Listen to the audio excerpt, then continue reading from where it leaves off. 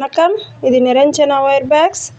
இன்றைக்கி நம்ம சண்டைக்கோழி வச்சு எடுத்துன்னு போகிறதுக்காக ஒரு பேக் கேட்டிருந்தாங்க.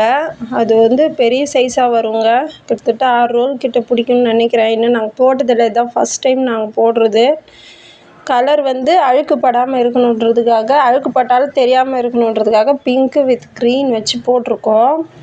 மொத்தம் 40 ஒயருங்க. பாருங்க, இது ஃபுல்லாக கிட்டக்க வச்சா தெரியாதுன்னு தொலைவாக வச்சு காமிச்சின்னு இருக்கேன் நான். இது மொத்தம் 40 ஒயர் கட் பண்ணிக்கணும். 40 ஒயரும் 8.5 ஸ்கேல் அளவு வச்சுருக்கோம்.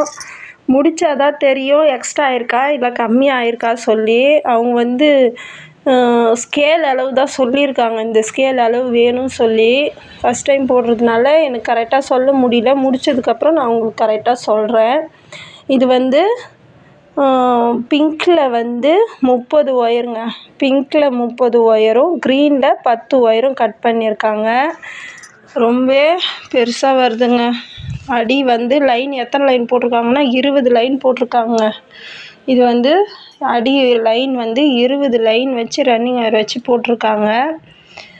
அப்போ எப்படி வருது சொல்லி, இதோட மெஷர்மெண்ட்லாம் நான் ஃபோனில் பார்த்தேன், ஆனால் எதுவும் கரெக்டாக வரலை. அதனால் நாங்களாக வச்சு போட்டிருக்கோம். பார்த்தா தெரியும் எப்படி வரும்னு சொல்லி. பாருங்கள், இந்த மாதிரி ஸ்டீல் ஸ்கேல் தாங்க நான் யூஸ் பண்ணுவேன். இந்த மாதிரி ஸ்கேலில் 8.5 ஸ்கேல் அளவு வச்சுருக்கோம். பார்ப்போம், முடிச்சிட்ட பிறகு நான் உங்களுக்கு காட்டுறேன்.